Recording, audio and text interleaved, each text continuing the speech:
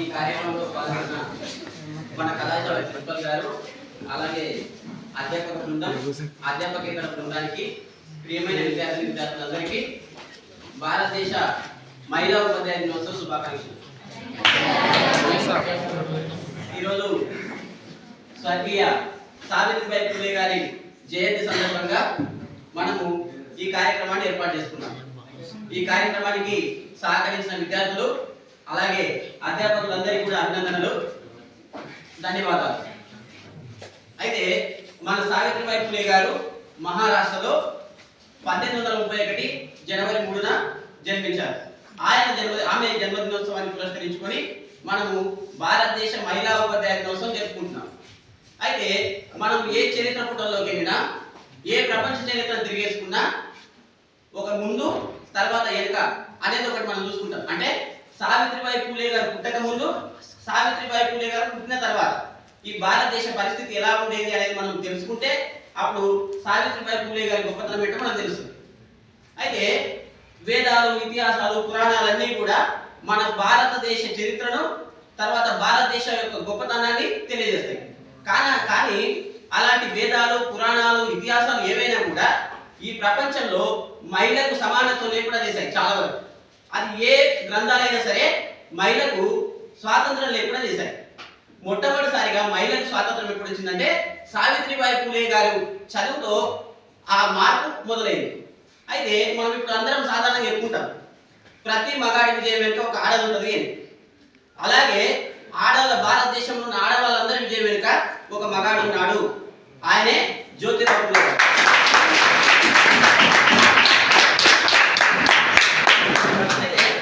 సావిత్రిబాయి పూలే గారి వయసు 9 సంవత్సరాలు, జ్యోతిరావు పూలే గారి వయసు 12 సంవత్సరాలు. వాళ్ళకు ఆ చిన్న వయసులోనే పెళ్ళైంది.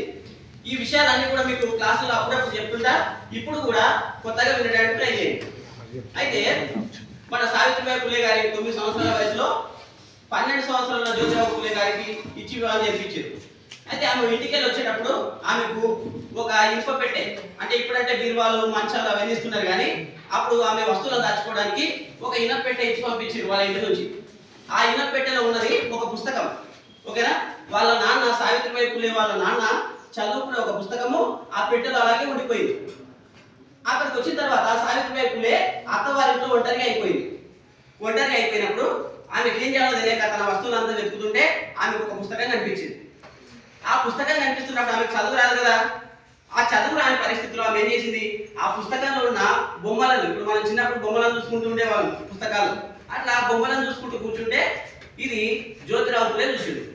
ప్రతిరోజు ఆ పుస్తకాన్ని పట్టుకుంటున్నావు, ఆ పుస్తకంలో ఇంతకు ఏమున్నది, ఏముందో చదువుతున్నావా, ఇంతకు ఆ విషయం ఏదో తెలుస్తున్నదా అంటే నాకు చదివే రాదు కదా, నేను ఎలా చదువుతుంటే నేను చదివిస్తాను నిన్ను అని చెప్పి జ్యోతిరావు పూలే గారు సావిత్రిబాయి పూలే గారికి ఇంటి దగ్గర కూర్చొని చదువు చెప్పించాడు. ఓకేనా, ఇంటి దగ్గర కూర్చొని చదువు చెప్పాడు రాత్రి పూట. అసలు జ్యోతిరావు పూలే గారికి సావిత్రిబాయి పూలేకు చదువు చెప్పాలన్న ఆలోచన ఎక్కడ మొదలైందంటే ఆయన ఒక వీధిలో నడుచుకుంటూ పోతుంటే ఆ ఇంటి పక్కనే ఒక ఆమె, ఒక 12-13 సంవత్సరాల వయసు ఉన్న ఒక ఆడపిల్ల తెల్ల చీర కట్టుకొని గుండు కొట్టుకొని కూర్చొని ఉంటుంది. ఆమెకు ఆ పరిస్థితి ఎందుకు వచ్చింది అని ఆలోచించినప్పుడు ఆయనకు తట్టింది ఏంటంటే బాల్య వివాహం. ఓకేనా, బాల్య వివాహం. ఈ విషయాన్ని మీకు క్లాస్లో కూడా చాలాసార్లు చెప్పిన, ఫస్ట్ ఇయర్ సెకండ్ ఇయర్ వాళ్ళు కూడా చాలాసార్లు చెప్పిన. అయితే అమ్మాయి వయసు 12 సంవత్సరాలు ఉన్నది. ఆమె ఇప్పుడే ఆమె భర్త చనిపోయి గుండు కొట్టుకొని తెల్ల చీర కట్టుకొని ఇంట్లో కూర్చున్నది ఎందుకు అని చెప్పి ఆలోచిస్తే ఈ బాల్య వివాహాల వల్ల ఆడవాళ్ళకు హక్కు లేకపోవడం వల్ల ఆ పరిస్థితి ఇలా మారింది అని ఆలోచిస్తాడు జ్యోతిరావు పూలే. అయితే ఏం జరిగేదంటే అప్పటి కాలంలో పుట్టగానే ఇప్పుడు అబ్బాయిని చేసుకోవాలంటే అమ్మాయి కట్నం ఇవ్వాల్సి వస్తున్నది. కానీ అప్పటి కాలంలో ఎలా ఉండేదంటే అబ్బాయిలు పెళ్లి చేసుకోవాలంటే అమ్మాయికి కన్యాశుల్కం ఇవ్వాలి. ఓకేనా, కన్యాశుల్కం ఇవ్వాలి. అమ్మాయి పుట్టగానే ఆ అమ్మాయికి రేట్ కట్టేవాళ్ళు. ఓకేనా, అమ్మాయికి పుట్టగానే రేట్ కట్టేవాళ్ళు. నేను ఈ అమ్మాయి 3 సంవత్సరాలు పెద్దగైన తర్వాత నేను పెళ్లి చేసుకుంటా, సో నాకు అమ్మాయిని ఇచ్చి పెళ్లి చేయాలి, అందుకోసమే అమ్మాయిని పెంచి పోషించడానికి నేను మీకు డబ్బులు ఇస్తున్నా అని చెప్పి వాళ్ళు కొంత డబ్బు, అంటే బాగా డబ్బున్న ధనవంతులు కొంతమంది ఆ పాపని కొనుక్కునేవాళ్ళు. ఓకేనా, కొనుక్కునేవాళ్ళు. ఆ కొనుక్కున్న వాళ్ళ వయసు ఎంత ఉంటుంది, దాదాపు 40 సంవత్సరాలు, 50 సంవత్సరాలు, 60 సంవత్సరాలు, లేకపోతే 70 సంవత్సరాలు ఉందనుకున్నాం. ఆ అమ్మాయి 10 సంవత్సరాల వయసుకు వచ్చేసరికి వీళ్ళ వయసు ఇంకొక 10 సంవత్సరాలు పెరుగుతుంది కదా. సో ఆ అమ్మాయిని పెళ్లి చేసుకున్న తర్వాత వీడు 2 సంవత్సరాలకు చచ్చిపోయినా, 2 రోజులకు చచ్చిపోయినా, 10 సంవత్సరాలకు చచ్చిపోయినా, ఎప్పుడు చచ్చిపోయినా కూడా ఆ అమ్మాయి విధవగా ఉండాలి. ఇంకా అమ్మాయికి పెళ్లి చేసుకునే అవకాశము ఉండేది కాదు. ఇది బాల్య వివాహానికి సంబంధించిన విషయం. తర్వాత ఇంకోటి ఏంటంటే జోగిని వ్యవస్థ, దేవదాసి వ్యవస్థ. మీరు ఈ నాని సినిమాలో చూస్తుంటారు. మొన్న రీసెంట్గా నాని సినిమా వచ్చింది ఒకటి. సాయి పల్లవి, నాని ఇద్దరు కలిసి ఒక సినిమా చూస్తుంటారు. ఆమె నాట్యం చేస్తుంటది, ఈయన హీరో ఉంటాడు కదా. సో అది చూస్తుంటారు మీరు. అయితే పూర్వకాలంలో ఎలా ఉండేది అంటే దేవదాసి వ్యవస్థ, తర్వాత జోగిని వ్యవస్థ అనేది ఉండేది. అమ్మాయి పుట్టగానే ఇప్పుడు ఇంట్లో ఏదైనా మేక కానీ ఆవు కానీ పుడితే మనం ఏం చేస్తాము, ఒక దేవుడికి సమర్పించుకుంటాం, లేకపోతే ఒక కోడిని దేవతకు సమర్పించుకుంటాం. ఈ కోడిని ఎల్లమ్మకి ఇచ్చిన, లేకపోతే ఈ మేకని అది పలానా దర్గాకి ఇచ్చిన, లేకపోతే ఈ పలానా దేవుడికి ఇచ్చిన అని చెప్పి కొన్ని రోజులు భాగం చెప్పి దాన్ని ఆ దేవుడికి పాలిస్తాం, దేవుడి పేరు చెప్పి పాలిస్తాం. అట్లాగే అమ్మాయిలు పుడితే, ఇంట్లో అమ్మాయిలు పుడితే ఆ అమ్మాయిని కూడా దేవుడికి సమర్పించుకునే వాళ్ళు. ఇది దేవదాసి వ్యవస్థ. అయితే ఏం జరిగేదంటే అమ్మాయిని కొన్ని సంవత్సరాల పాటు తల్లిదండ్రులు పెంచి పెద్ద చేసేవాళ్ళు. వాళ్ళు ఒక సమాజంలో కొంత అవగాహన వచ్చిన తర్వాత, వాళ్ళకి సమాజం గురించి కొంత తెలిసిన తర్వాత ఆ అమ్మాయిని గుడికి సమర్పించుకునేవాళ్ళు. ఆ అమ్మాయి ఏం చేయాలంటే ఆ గుడిలో ఉన్న విగ్రహాలను క్లీన్ చేయాలి, తర్వాత గుడిని క్లీన్ చేయాలి. అక్కడ ఉన్న జస్ట్ కడగడం తుడవడం వరకు అయితే ఓకే, కానీ ఆ గుడిలో పనిచేసే పూజారులు, తర్వాత ఆలయ ధర్మకర్తలు ఎవరైతే ఉంటారో వాళ్ళందరూ కూడా శారీరకంగా అమ్మాయిని వాడుకోవచ్చు. ఓకేనా? ఇది దేవదాసి వ్యవస్థ. ఆ అమ్మాయి పనిచేయడమే కాదు, అక్కడ విగ్రహాలను క్లీన్ చేయడమే కాదు, ఆ గుడిలో పనిచేసే ఆలయ ధర్మకర్తలు, పూజారులు, తర్వాత ఊళ్ళో ఉన్న గ్రామ పెద్దలు ఎవరైతే ఉంటారో వాళ్ళందరూ కూడా ఆ అమ్మాయిని శారీరకంగా వాడుకోవచ్చు. ఇది దేవదాసి వ్యవస్థ. అయితే ఇదంతా ఆలోచిస్తున్న జ్యోతిరావు ఫులేకు ఒక ఆలోచన వచ్చింది. ఏంటంటే ఈ ఆడవాళ్ళ జీవితంలో మార్పు వస్తుంది, అసలు ఎందుకోసం ఆడవాళ్ళ పరిస్థితి విధంగా తయారైంది అని ఆలోచిస్తే పురుషాధిక భావజాలం అంటే ఇంట్లో సమాజంలో మగాడే పెద్ద, ఆడవాళ్ళు కేవలం అణిగిమణిగి మాత్రమే ఉండాలి, వాళ్ళు చెప్పిన పని మాత్రమే చేయాలి, ఆడవాళ్ళని ఇంట్లో పనిచేయడానికి మిషన్ల లెక్క, తర్వాత పిల్లల్ని కనడం కోసం వాడుకునే ఒక యంత్రాల లెక్క మాత్రమే చూసేవాళ్ళు. ఈ పరిస్థితి అంతా మారాలంటే ఆడవాళ్ళు ముందు చదువుకోవాలి. ఓకేనా? ఆడవాళ్ళు ముందు చదువుకోవాలి, వాళ్ళకు సమాజంలో అవగాహన రావాలి అని ఆలోచించిన వాడు జ్యోతిరావు ఫులే. ఆ జ్యోతిరావు ఫులే ఆలోచన నుంచి పుట్టిందే సావిత్రిబాయి ఫులే గారు. ఓకేనా? జ్యోతిరావు ఫులే గారు ఆమెకు చదువు చెప్పడం కోసం ముందుకు వచ్చింది ఈ అన్ని విషయాలు ఆలోచించిన తర్వాత జ్యోతిరావు ఫులే గారికి తన ఇంటి దగ్గర కూర్చొని మాత్రం చదువు చెప్పుకున్నాడు.